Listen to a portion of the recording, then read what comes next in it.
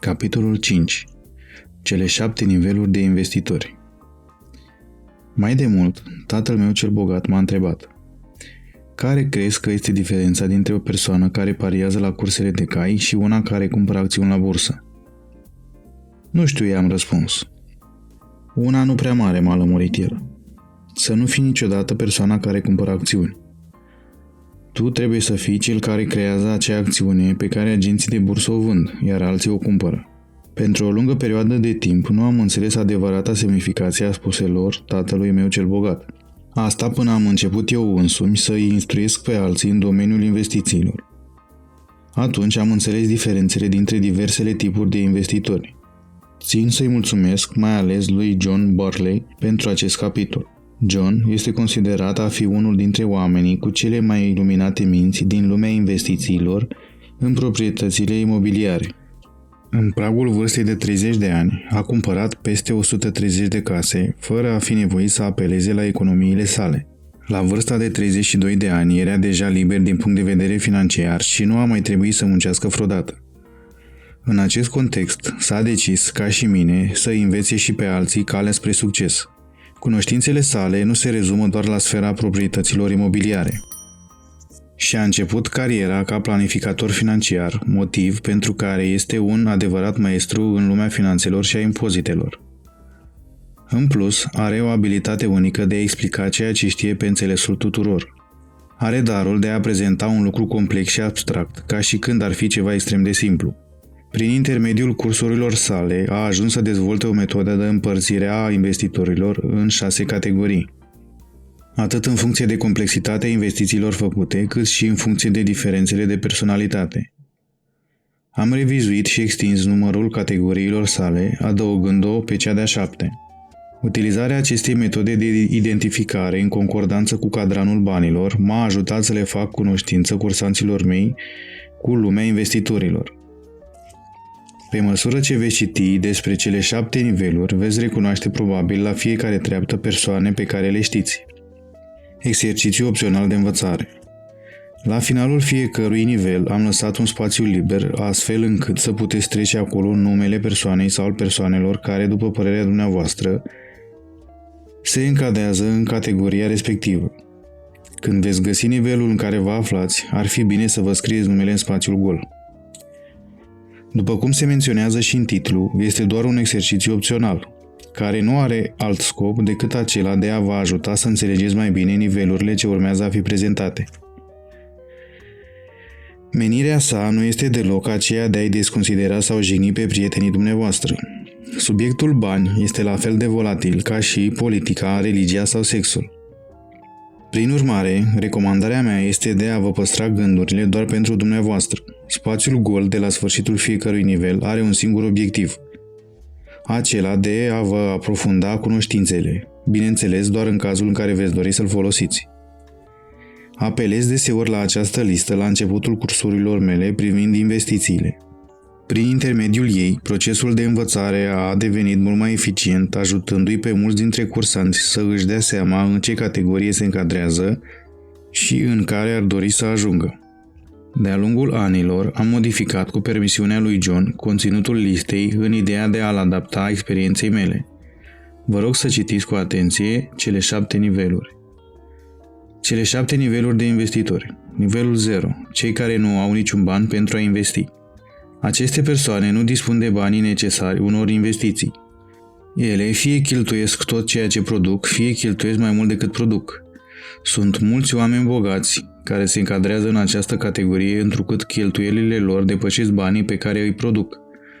Din nefericire, acest nivel înglobează aproximativ 50% din populația adultă a Statelor Unite ale Americii. Cunoașteți vreun investitor din nivelul 0? Nivelul 1. Cei care se împrumută. Aceste persoane își rezolvă problemele financiare împrumutând bani. Deseori, se întâmplă să investească tocmai cu banii împrumutați.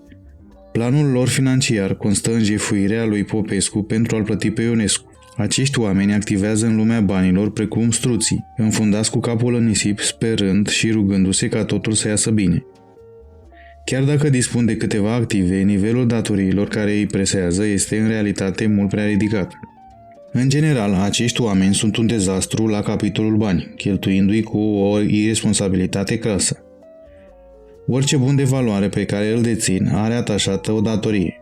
Se folosesc în mod impulsiv de cărțile de credit, după care își prelungesc datoriile într-un împrumut pe termen lung, în care își pun gaj casa în ideea de a-și plăti restanțele pentru cărțile de credit. Apoi se apucă iarăși de alte cheltuieli.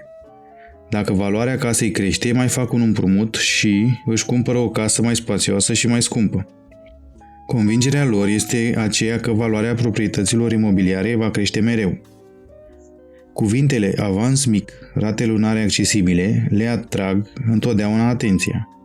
Cu aceste cuvinte în minte își cumpără adeseori jucării a căror valoare se depreciază în timp, bărci, piscine, vacanțe și mașini. Trec toate aceste jucării, care peste câțiva ani nu vor mai avea aceeași valoare, în coloana de active, după care mai fac un drum până la bancă pentru un alt împrumut. Marele este mirarea când sunt refuzați. Cumpărăturile sunt sportul lor preferat. Își cumpără lucruri de care nu au nevoie, spunându-și în sinea lor, da, nu mai sta pe gânduri, meriți să ai așa ceva. Sau, ai muncit pe brânci și acum te poți răsplăti. Sau, dacă nu cumpăr acum, s-ar putea să nu-l mai găsesc niciodată la un preț atât de bun. Ori, e la reducere. Sau, vreau ca micuții mei să aibă ceea ce eu n-am avut în copilărie. Ei cred că extinderea împrumuturilor pentru o lungă perioadă de timp e o mișcare inteligentă, iluzionându-se că vor munci mai mult și vor strânge bani pentru a plăti datoriile la bancă dintr-un singur foc. Cheltuiesc tot ce produc și încă ceva pe deasupra. Sunt cunoscuți sub numele de consumatori. Proprietarii de magazine și dealerii de mașini îi iubesc la nebunie pe acești oameni. Dacă au bani, îi cheltuiesc într-o clipă. Dacă nu au, se împrumută. Când sunt întrebați de ce au nevoie de bani, răspund că nu câștigă suficient. Impresia lor e aceea că o sumă mai mare de bani le-ar rezolva problema. Indiferent cât de mulți bani ar produce, tot s-ar afunda în datorii din ce în ce mai mari. Puțini sunt cei care realizează că banii pe care îi câștigă astăzi li s-a părut în trecut o adevărată avere, un vis. Dar, deși ajung să obțină venitul la care au visat, tot nu consideră că au suficienți bani. Nu reușesc să își dea seama că problema nu se află în un venit sau în lipsa lui, ci în obiceiurile lor legate de bani. Unii chiar ajung să creadă în adâncul sufletului că situația lor este una lipsită de speranță, motiv pentru care se complac în ea. Își afundă și mai adânc capul în nisip și continuă să facă aceleași lucruri.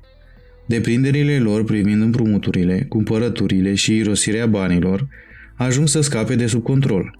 Așa cum unele persoane mănâncă în neștire atunci când sunt deprimate, ei cheltuiesc tot ce au atunci când se simt demoralizați. Cheltuiesc, se deprimă și iar cheltuiesc. Cei care aparțin acestui nivel se ceartă deseori cu persoanele dragi din cauza banilor, găsind mereu pretexte pentru a cumpăra un lucru sau altul.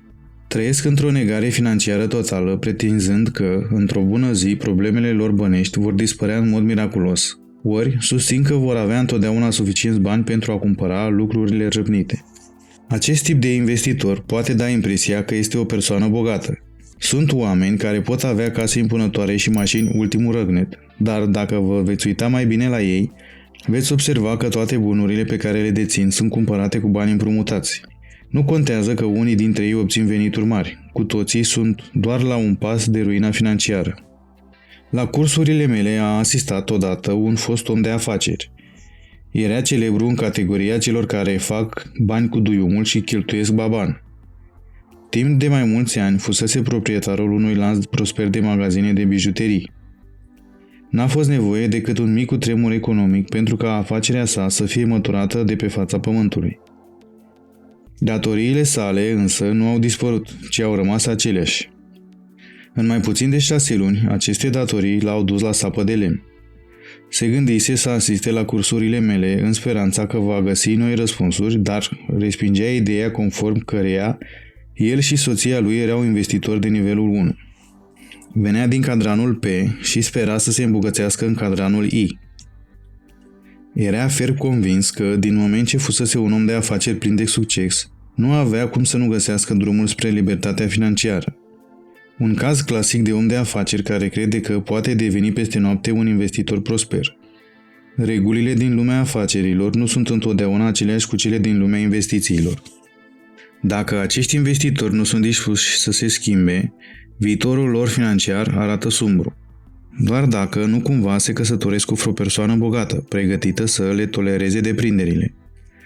Cunoașteți vreun investitor din nivelul 1? Nivelul 2. Cei care economisesc. Acești oameni pun deoparte periodic o mică sumă de bani. Modalitatea aleasă pentru economisirea acestor bani este de obicei una cu risc redus și cu dobândă scăzută, cum ar fi, de pildă, un cont de tip money market sau un certificat de depozit. Dacă dispun de un cont individual de pensii, îl au fie într-o bancă, fie într-un cont de fonduri mutuale. Cel mai adesea, acești oameni economisesc pentru a consuma, nu pentru a investi. De exemplu, strâng bani pentru un nou televizor, o nouă mașină sau vacanță. Sunt adepții plăților cu banii jos. Le e teamă de credite și de datorii. În schimb, adoră siguranța banilor depuși în bancă. Chiar și atunci când li se demonstrează că în nivelul economic actual economiile oferă un profit de tip negativ din cauza inflației și a impozitelor, tot nu sunt dispuși să riște. Puțin știu că dolarul american a pierdut din 1950 încoace 90% din valoarea sa și continuă să piardă anual la o rată mai mare decât dobânda pe care îl plătește banca. Cei mai mulți dintre ei își fac asigurări pe viață pentru că le place foarte mult sentimentul de siguranță. Încercând să chivernisească niște bănuți, persoanele din acest grup își irosesc cel mai prețios bun pe care îl au, timpul. Petrec ore întregi decupând cupoane din ziare, iar apoi la cozi în supermarketuri unde îi fac pe cei din spate să aștepte în vreme ce scotocesc prin buzunare după acele uriașe economisiri. În loc să încerce să economisească sume infime, ar putea să folosească timpul pe care îl au la dispoziție învățând să investească. Dacă în 1954 ar fi depus $10.000 în fondul lui John Templeton și apoi ar fi uitat de acești bani, în 1994 ar fi avut de scos $2,4 milioane.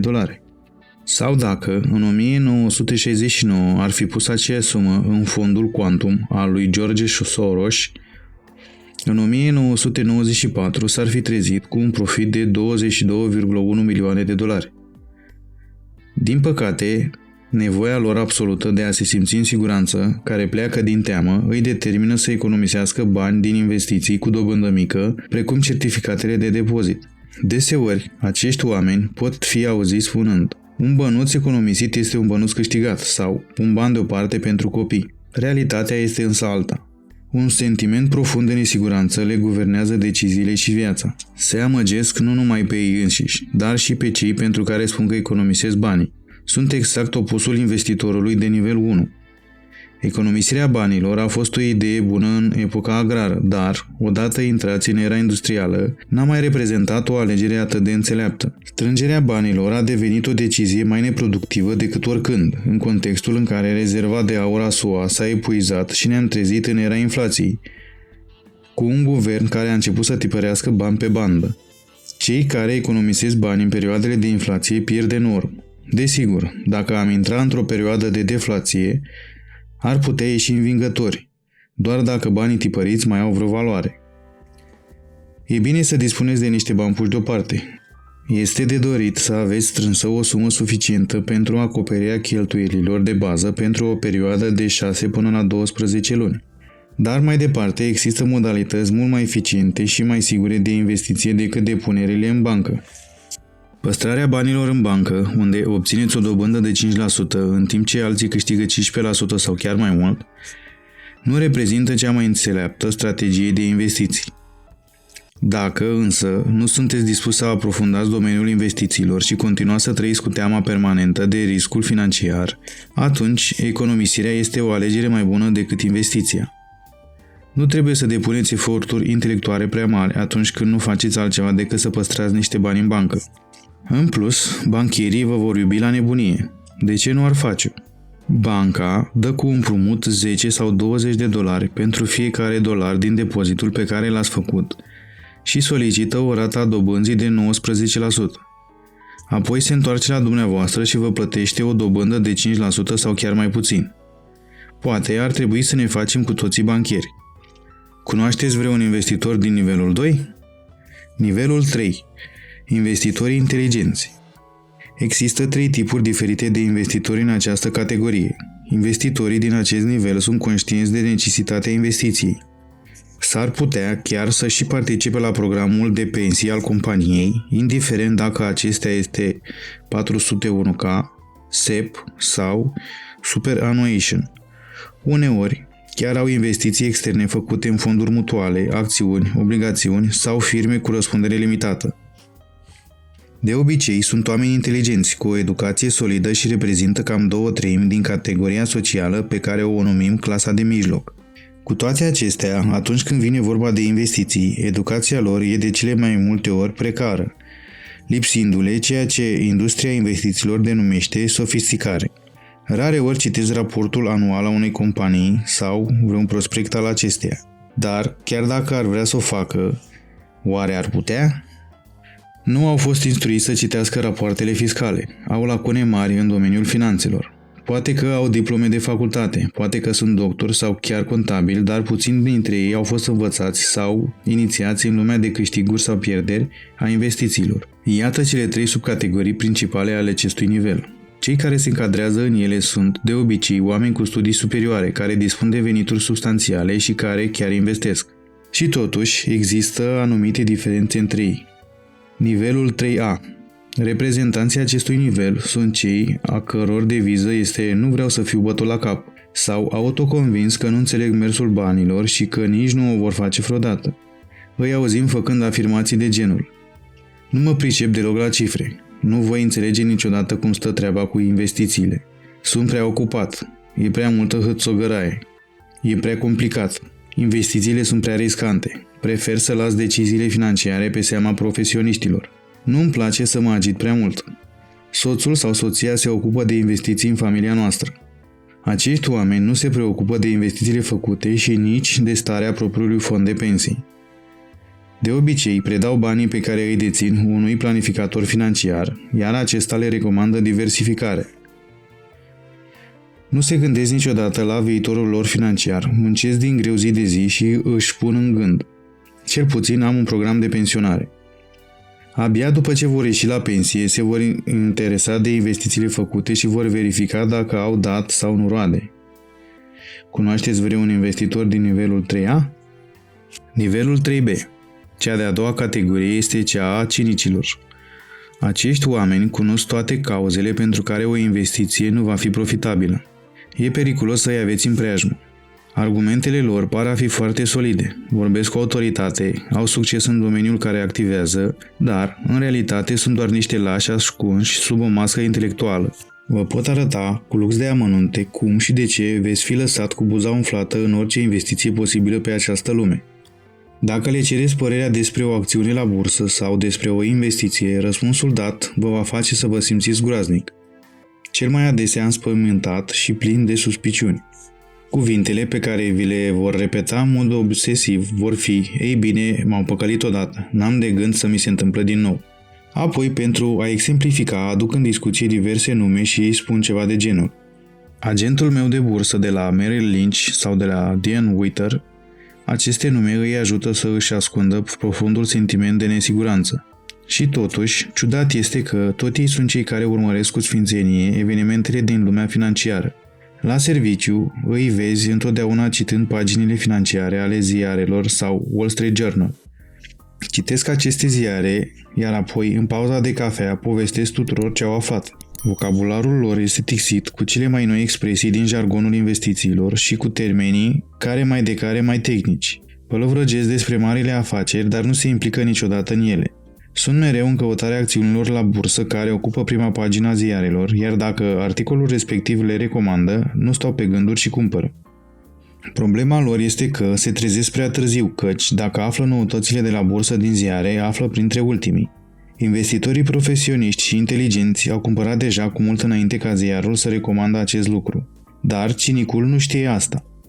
Când se abat asupra lor veștile proaste, încep să critique și să spună: "Știam eu." Se consideră jucători activi, dar de fapt sunt simpli spectatori care privesc jocul de pe margine. Își manifestă adesea dorința de a participa la joc, dar în adâncul sufletului se tem teribil de eșec. Siguranța e mult mai importantă decât plăcerea de a juca. Psihiatrii spun că cinismul este o combinație dintre teamă și ignoranță care dă naștere unei aptitudini arogante. Acești oameni participă adesea prea târziu la schimbările majore ale pieței, așteptând un semn de la ceilalți sau o dovadă socială care să le ateste că intenția de a investi este una corectă. Întrucât așteaptă dovada socială, cumpără târziu la prețuri mari și vând la fel de târziu când se prăbușesc acțiunile la prețuri mici. Apoi se plâng că au fost păcăliți. Lucrurile de care se tem că se vor întâmpla se întâmplă iar și iar. Cinicii sunt ceea ce investitorii profesioniști numesc adesea porci. Guiță mult, iar apoi se aruncă singuri direct în brațele măcelarului. Cumpără când valoarea acțiunilor e prea mare și vând atunci când acesta scade. De ce? Pentru că sunt atât de inteligenți încât au devenit precauți peste măsură. Sunt inteligenți, dar le e frică să își asume riscuri, nu cumva să facă vreo greșeală, așa că analizează și mai mult problema și devin și mai inteligenți. Cu cât află mai multe, cu atât mai riscantă le pare situația, așa că încep să studieze și mai intens. Precauția lor sceptică îi determină să aștepte până când e prea târziu. Se implică abia atunci când lăcomia le învinge în sfârșit teama. Vin la troacă împreună cu alți porci, iar acolo sunt măcelăriți. Dar partea cea mai proastă în cazul cinicilor e că îi afectează și pe cei din jur cu teama lor profundă, deghizată în inteligență. Când vine vorba de investiții, vă pot spune ce anume nu va merge, dar nu vă pot spune ce trebuie să faceți pentru a reuși. Academiile, guvernul, grupurile religioase și mass media sunt pline de acest tip de oameni. Se bucură atunci când află despre dezastre financiare sau fraude, pentru a putea răspândi vestea în lume. Când vine vorba de investiții, sunt cel mai edificator exemplu al zicalei. După război, mulți viteji se arată. Rare ori îi auzi însă spunând ceva bun despre succesul financiar. Unui cinic îi este foarte ușor să identifice neajunsurile. Acesta este felul lor de a masca lacunele pe care le au în acest domeniu sau lipsa curajului. La origine, cinicii au fost o sectă din Grecia antică, disprețuiți de ceilalți din cauza aroganței lor și a faptului că sfidau meritul personal și succesul. Au fost supranumiți oameni câini. Cinic provine din cuvântul grecesc pentru câine. Când vine vorba de bani, lumea e plină de oameni câini, dintre care mulți sunt inteligenți, erudiți. Nu îi lăsa să vă noroie visele financiare. E adevărat că lumea banilor e plină de scroci, pungași și șarlatani, dar care domeniu nu e? Este posibil să vă îmbogățiți rapid cu puțin bani și cu riscuri mici. Este posibil, dar numai dacă sunteți dispus să puneți umărul pentru ca această posibilitate să devină realitate. Unul dintre lucrurile pe care trebuie să le faceți e să vă păstrați mintea deschisă și să vă feriți de cinici cât și de excroci. Din punct de vedere financiar, ambii sunt periculoși. Cunoașteți vreun investitor din nivelul 3B? Nivelul 3C. Cea de-a treia categorie a acestui nivel o constituie pasionații de jocurile de noroc. Membrii acestui grup sunt și ei porecliți porci de către investitorii profesioniști. Totuși, în timp ce cinicul este precaut peste măsură, jucătorii nu sunt îndeajuns de precauți. Ei se gândesc la bursă sau la orice altă piață de investiție ca la mesele de joc de la Las Vegas. Totul ține de noroc. Aruncă zarul și roagă-te la Dumnezeu. Acești oameni nu respectă niciun fel de reguli sau principii. Vor să acționeze precum mahării, motiv pentru care mimează acest comportament până când câștigă sau pierd totul. Ultima variantă e cea mai probabilă. Mereu pe urmele secretului investițiilor sau a Sfântului Graal. Mereu în căutarea unor metode noi și miraculoase de investiții. Nu sunt adepții sârguinței pe termen lung, ai studiului sau ai cunoașterii. Ei caută întotdeauna ponturi și scurtături. Sunt cei care dau buzna la acțiunile legate de bunurile de larg consum, ofertele publice inițiale sau IPO-uri, petrol și gaze, vite, acțiuni ieftine și orice altă investiție cunoscută pe această lume. Le place să utilizeze tehnici sofisticate de investiție. Se avântă cu capul înainte în joc, fără a ști cine sunt jucătorii sau cine face regulile. Acești oameni sunt cei mai proști investitori pe care i-a cunoscut vreodată planeta. Întotdeauna încearcă să dea marea lovitură. De obicei, marea lovitură e un mare fâs. Când sunt întrebați cum se descurcă, răspund mereu ori că sunt chit, ori că sunt puțin peste. În realitate au pierdut bani, mulți bani. De cele mai multe ori sume uriașe. Acest tip de investitor pierde bani în 90% din cazuri, dar niciodată nu vorbește despre pierderile suferite. Povestesc numai despre lovitura pe care au dat-o cu 6 ani în urmă. Își închipuie că au avut acel succes pentru că sunt inteligenți, fără să își dea seama că de fapt au avut un noroc chior. Părerea lor e că nu au nevoie decât de mare afacere, după care drumul spre glorie le va fi pavat. Societatea îi numește jucători incurabili. În realitate, atunci când vine vorba de investiții, sunt pur și simplu leneși. Cunoașteți vreun investitor din nivelul 3C? Nivelul 4. Investitori pe termen lung. Acești investitori sunt pe deplin conștienți de necesitatea de a investi. Sunt implicați activ în luarea deciziilor legate de investițiile pe care le fac. Și-au elaborat un plan pe termen lung, clar și bine conturat, care le va permite să își atingă obiectivele financiare. Înainte de a se implica la propriu într-o investiție, investesc în propria educație.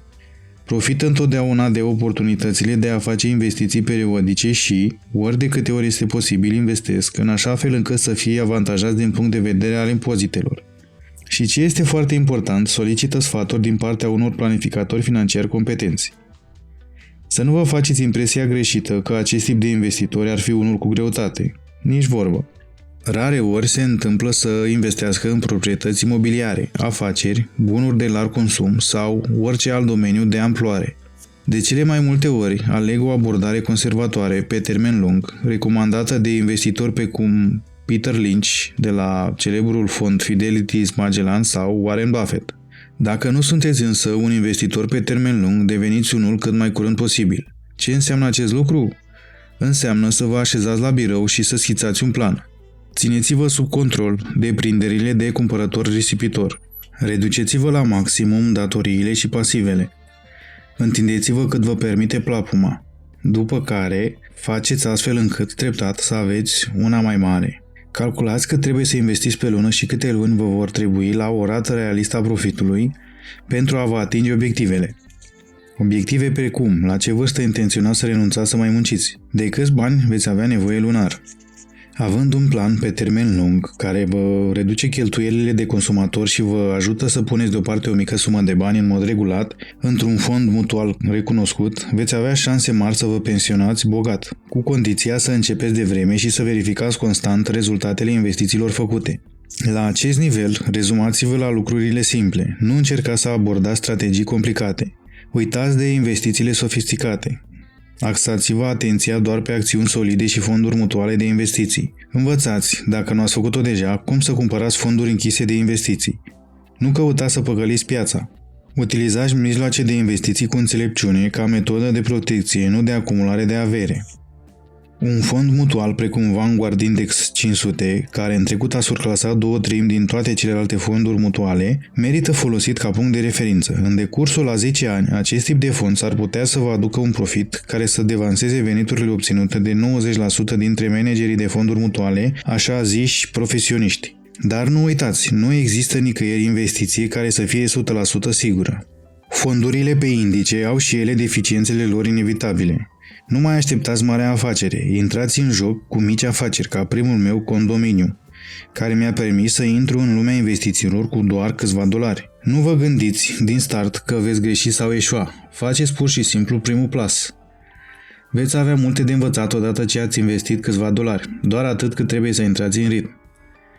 Banii au calitatea de a spori inteligența într-un timp record. Teama și ezitările vă plafonează.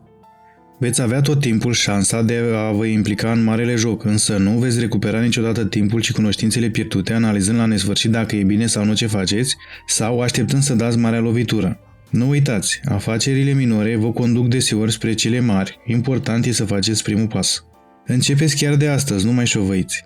Renunțați la cărțile de credit, nu vă mai ocupați de toate fleacurile și sunați la un fond mutual respectabil fără comisiuni, cu toate că nu se poate spune că există fonduri cu adevărat fără comisiuni. Chemați pe cei dragi lângă dumneavoastră și elaborați un plan. Apelați la serviciile unui planificator financiar sau faceți un drum până la librărie și citiți despre planificarea financiară în timp ce începeți să puneți bani deoparte, chiar dacă sunt numai $50 pe lună. Cu cât bateți mai mult pasul pe loc, cu atât risipiți unul dintre cele mai valoroase bunuri pe care le dețineți, timpul, intangibil și neprețuit. O precizare interesantă. Nivelul 4, cel din care provin cei mai mulți milionari din America. Cartea Milionarul de alături descrie milionarul mediu conducând un Ford Taurus, având în proprietate o companie și ducând un trai cumpătat. Acești oameni studiază sau sunt informați în privința investițiilor, au un plan și investesc pe termen lung. Nu fac nimic sofisticat, riscant sau sexy atunci când vine vorba de investiții. Sunt adevărați conservatori și, numai mulțumită obiceiurilor financiare echilibrate pe care le au, se îmbogățesc și obțin succesul pe termen lung.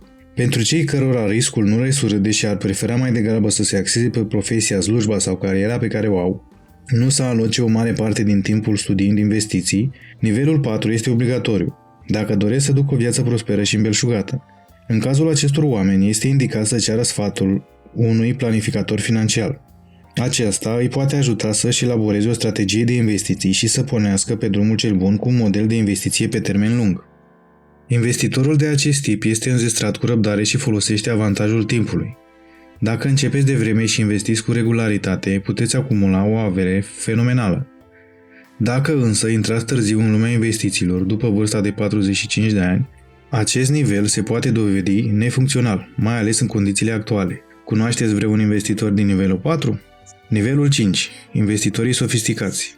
Acești investitori își pot permite să dezvolte strategii de investiții mai agresive și mai riscante. De ce? Pentru că au obiceiuri financiar pozitive, cunoștințe solide despre bani și spirit practic în domeniul investițiilor. Nu sunt niște începători în acest joc. În general, își axează atenția pe o anumită afacere și nu diversifică. Au un palmares blocat de câștiguri consistente, dar și de suficiente pierderi prin intermediul cărora au dobândit înțelepciunea financiară. Căci, așa cum am mai spus, numai din greșeli învățăm. Aceștia sunt investitori care, în cea mai mare parte a cazurilor, se implică mai mult în investiții angro și mai puțin în cele în detaliu. Își adună afacerile la un loc sau sunt destul de sofisticați pentru a intra în afacerile demarate de prietenii lor de la nivelul 6 care necesită capital. Ce îi face pe unii să fie sofisticați? Faptul că au o bază financiară solidă ce provine din profesie, afaceri, ori venitul de pensie sau faptul că au în spate investiții durabile și rentabile. Știu să țină sub control raportul datorii-dividende, ceea ce înseamnă că veniturile le depășesc cheltuielile. Sunt unși cu toate alifiile în lumea investițiilor și se interesează mereu de noutățile din domeniu. Sunt prudenți, dar nu cinici, menținându-se mereu receptivi. Atunci când se implică în investiții speculative, nu riscă niciodată mai mult de 20% din capitalul pe care l-au la dispoziție. De obicei, încep cu puțin, plasând sume mici de bani, astfel încât să se familiarizeze cu investițiile, indiferent dacă e vorba de intrarea pe piață de proprietăți imobiliare sau de cumpărarea unor acțiuni, a unei afaceri, a drepturilor asupra unei ipoteci și așa mai departe. Posibila pierdere a celor 20% nu va însemna o tragedie pentru ei și nici nu îi va lăsa fără mâncare pe masă. Vor privi pierderea ca pe o lecție, vor învăța din ea și se vor reîntoarce în joc pentru a învăța și mai multe, știind că eșecul este partea drumului spre succes. Nu le place deloc să piardă, dar nu se tem de acest lucru. Eșecul îi inspiră să meargă mai departe, să învețe, nu să dea frâu liber emoțiilor și să-și cheme avocatul. Oamenii sofisticați își pot crea propriile afaceri cu o rată a profitului cuprinsă între 25% și infinit. Sunt categorisiți drept sofisticați întrucât dispun de acei bani în plus, de o echipă bine aleasă de consultanți profesioniști și de un bilanț care le dovedește titulatura. După cum am menționat mai înainte, investitorii la acest nivel își concentrează afacerile într-un singur loc. Așa cum unii oameni achiziționează computere deja ansamblate, puse la vânzare în magazine, tot așa sunt alții cărora le place să cumpere componente și, cu ele, să-și pună la punct propriul sistem personalizat. Investitorii de nivel 5 își asamblează investițiile prin combinarea componentelor de care dispun. Acești investitori sunt conștienți de faptul că perioadele economice nefaste sau piețele disfuncționale le oferă cele mai bune oportunități de succes. Ei intră pe piață atunci când ceilalți ies. În același timp, știu întotdeauna când să renunțe. La acest nivel, strategia de ieșire de pe piață este mai importantă decât cea de intrare. Nu deviază niciodată de la principiile și regulile pe care și le-au impus în privința investițiilor. Pot fi văzuți implicându-se în tranzacțiile cu proprietăți imobiliare sau profitând de pe urma unor falimente. Emisiunile de noi acțiuni și afacerile se află și ele pe lista lor de priorități, cu toate că își asumă riscuri mai mari decât investitorii obișnuiți. Nu suportă jocurile de noroc. Acțiunile pe care le întreprind se bazează pe un plan bine pus la punct și pe obiective clare. Se instruiesc în domeniul investițiilor zi de zi, citesc ziare, reviste, își fac abonament la serviciile de știri din domeniu și participă la seminarii pe tema investițiilor. Înțeleg lumea finanțelor și știu cum să-și pună banii să lucreze pentru ei. Scopul lor principal e acela de a spori activele și nu de a face investiții cu care să câștige niște bani de cheltuială în plus. Își reinvestesc câștigurile pentru a-și consolida baza activelor. Cunosc foarte bine faptul că edificarea unui ansamblu solid de active care să aducă profituri masive cu expunere minimă la impozite este drumul cel bun spre averile de lungă durată.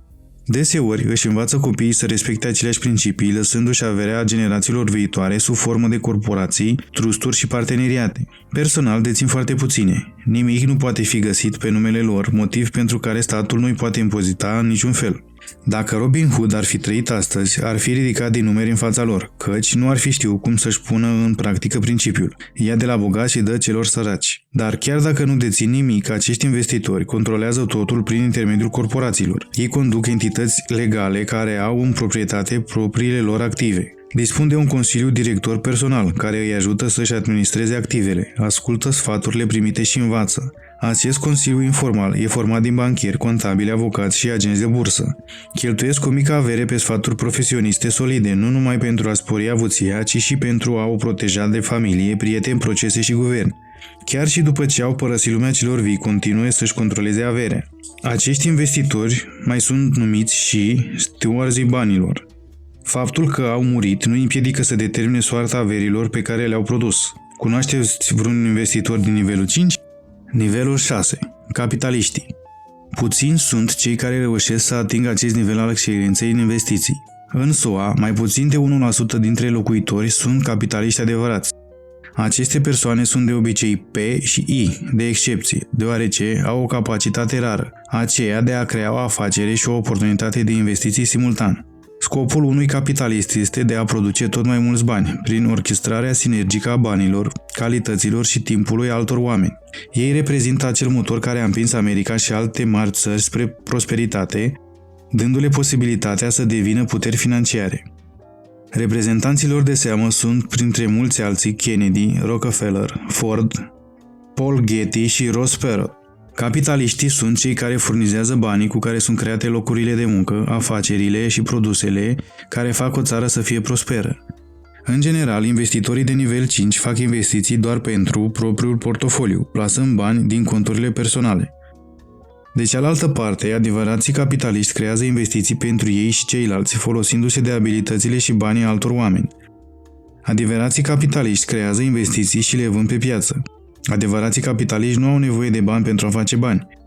Pur și simplu pentru că sunt maestri atunci când vine vorba de utilizarea banilor și timpului altor oameni.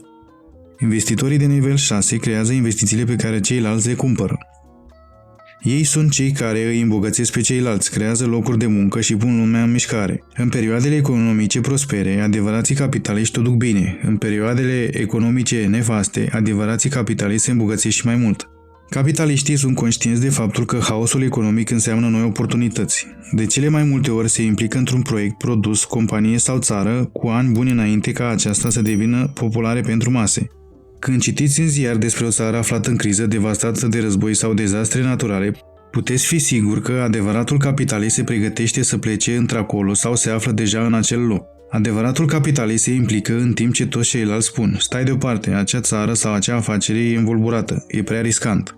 Se așteaptă să obțină profituri de 100% în sus. Asta pentru că știu cum să reducă riscurile și cum să facă bani din nimic. Au această capacitate deoarece sunt conștienți de faptul că banii nu sunt un lucru, ci o idee născută în mințile lor. Chiar dacă au aceleași temeri ca și ceilalți oameni, se folosesc de teamă și o convertesc în entuziasm. Își transformă frica în cunoaștere și avere. Jocul vieții lor este cel al banilor care fac bani. Iubesc acest joc mai mult decât orice alt joc.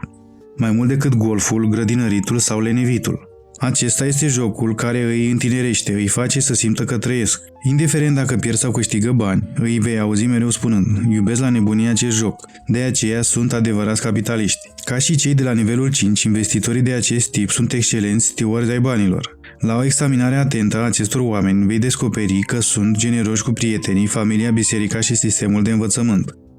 Gândiți-vă doar la câțiva dintre oamenii faimoși care au fondat instituțiile reputate de învățământ din țara noastră. Rockefeller a sprijinit crearea Universității din Chicago, în timp ce J.P. Morgan a participat la înființarea Universității Harvard cu mult mai mult decât doar cu bani. Alții și-au împrumutat numele instituțiilor pe care le-au sprijinit financiar, precum Vanderbilt, Duke sau Stanford. Ei sunt mari capitani, nu numai ai industriei, ci și ai educației.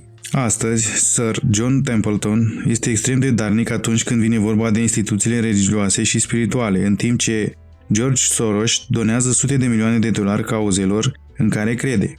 Să nu uităm de Ford Foundation, de Getty Foundation sau de miliardele de dolari oferite de Ted Turner Națiunilor Unite.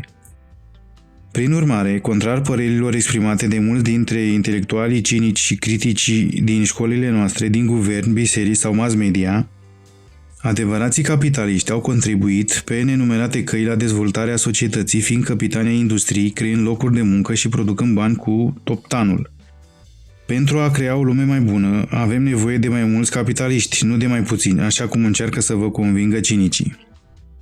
Realitatea e că există mai mulți cinici decât capitaliști. Cinicii, care fac mult zgomot și îi mențin pe oameni într-o stare de spirit plină de teamă, caută siguranța în locul libertății. Sau așa, cum spunea bunul meu prieten Kit Cunningham, nu am văzut niciodată o statuie ridicată în numele vreunui cinic sau vreo universitate fondată de un cinic. Cunoașteți vreun investitor din nivelul 6? Înainte de a citi mai departe, aici se încheie partea explicativă a cadranului banilor. Acest ultim capitol a abordat secțiunea I a cadranului. Înainte de a trece mai departe, iată o altă întrebare. Ce fel de investitor sunteți dumneavoastră? Dacă vă doriți cu adevărat să vă îmbogățiți rapid, citiți și apoi recitiți cele 7 niveluri. Eu, ori de câte ori le citesc, mă regăsesc câte puțin în fiecare dintre ele. Recunosc nu numai punctele forte, ci și defectele de caracter, așa cum spunea și Zig Ziglar, care mă țin pe loc. Calea cea bună către marea prosperitate financiară este aceea de consolidare a punctelor forte și de corectarea defectelor de caracter. Iar pentru a face acest lucru, trebuie mai întâi să recunoașteți că ele există și nu să vă prefaceți că sunteți perfect. Cu toții vrem să avem o părere bună despre noi înșine. Eu, unul, am visat toată viața să devin un capitalist de nivel 6. Am știut că asta îmi doresc încă din momentul în care tatăl meu cel bogat mi-a explicat similitudinile dintre un jucător la bursă și o persoană care pariază la cursele de cai. Dar după ce am analizat nivelurile prezentate anterior, am reușit să identific deficiențele de caracter care mă înfrânau.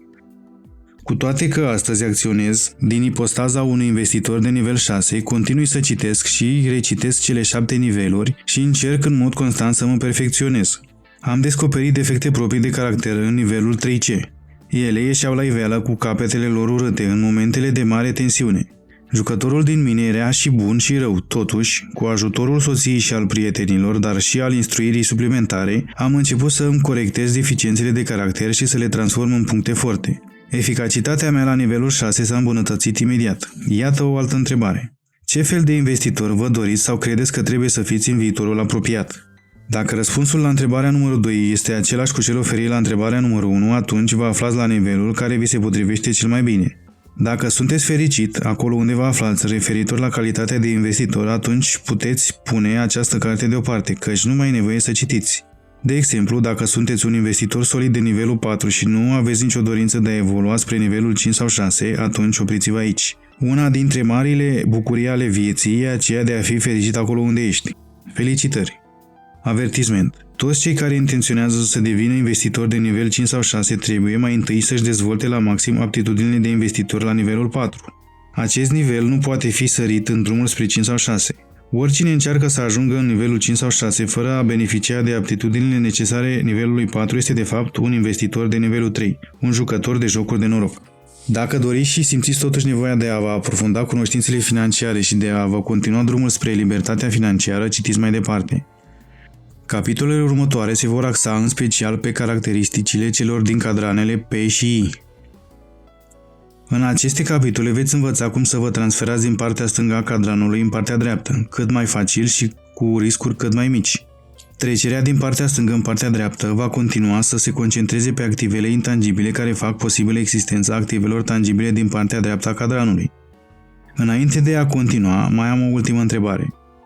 Ce fel de investitor credeți că a trebuit să fim, eu și Kim, pentru a ne transforma, într-un interval de 10 ani, din niște oameni fără casă, milionari în dolari? Răspunsul poate fi aflat în următorul capitol, unde voi împărtăși o parte din experiența acumulată în călătoria mea spre libertatea financiară. Dacă v-a plăcut, vă rog să dați un like, un share și un subscribe pentru a mă susține în ceea ce fac și a crește acest canal. Toate cele bune!